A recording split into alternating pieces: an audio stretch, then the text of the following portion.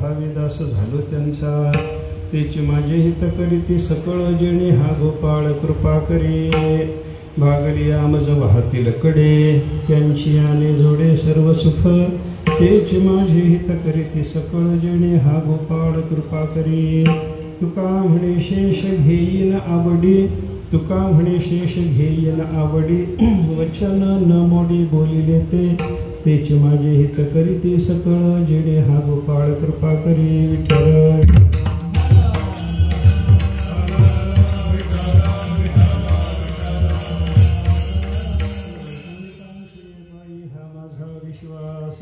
संतांची पायी हा माझा विश्वास, सर्व भावीदास झालो त्यांचा। तेची माझे हित करीती सकळ जेणे हा गोपाळ कृपा करी। सेवेकरता घेतलेला भंग जगद्गुरु संत शिरोमणी श्री तुकाराम महाराजांचे अत्यंत महत्त्वाचा भंग आहे।